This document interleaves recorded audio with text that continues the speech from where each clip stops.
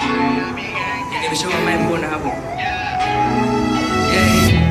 Baby ฉันก็โทษที่ไม่เคยพูดว่ารักเท่าไรฉันยังชาเป็นปกติเธอเองก็คงจะไม่เข้าใจ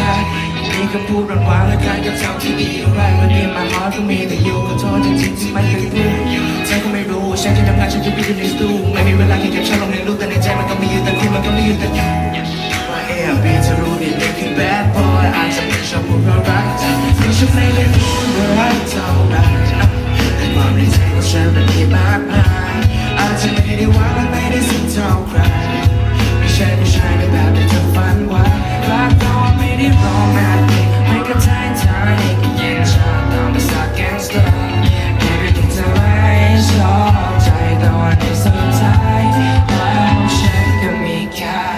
นิ่งๆมันขอไหมฉันแค่มันจะทนไว้ก็มีแค่เธอแต่เพียงผู้เดียวที่อยู่กับฉันไม่ไปไหนจะไม่เข้าใจทะเลาะกันบ้างซ้ำๆก็ยังเป็นกำลังใจที่ดีในทุกๆครั้งไปฉันก็มีแค่เธอคนเดียว baby I'ma keep it real make it true ไม่ได้ว่ามันใครแต่เว้นนอกใจทำไมต้องกลัวจะไม่อยากจะเลิกตัวมาจะไม่ทิ้งฉันไม่เคยพูดว่ารักเท่าไรความในใจของฉันมันมีมากมายอาจจะไม่ได้ว่าไม่ได้สิ่งเท่าใครว่าไง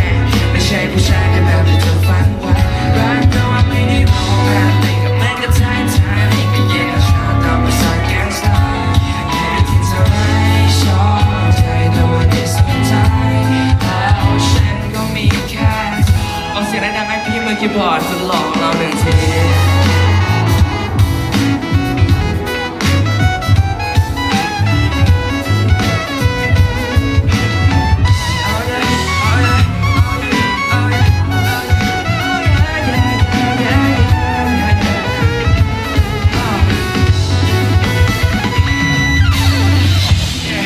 I'm so sorry baby อยากขอการสักทีว่าไงอารมณ์ของเธอไม่ค่อยดีฉันก็โทษที่เป็นคนแบบนี้ But don't worry baby ว่าไงไม่ว่าวันพรุ่งนี้จะเป็นไงหัวใจของฉันทุกคนจะเป็นของเธอถึงฉันไม่เคยพูดว่ารักเท่าไรแต่ความในใจของฉันมันมีมากมายอาจจะไม่ได้ว่าและไม่ได้สิ่งเท่าใครไม่ใช่ผู้ชายในแบบที่เธอฝันไว้รักเราไม่ได้โรแมนติกมันก็ท้ายทายแต่เย็นชาตามภาษาแก๊งสเตอร์ Baby ที่เธอไม่ชอบใจตอนนี้สุดท้ายแล้วฉันก็มีแค่แต่ความในใจของฉันมันมีมากมายอาจจะไม่ได้ว่าและไม่ได้สิ่งเท่าใครไม่ใช่ผู้ชายในแบบที่เธอฝันไว้แล้วรักเราไม่ได้โรแมนติกกับไม่ได้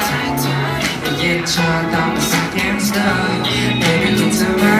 ชอบใจตอนที่สุดท้ายแล้วฉัน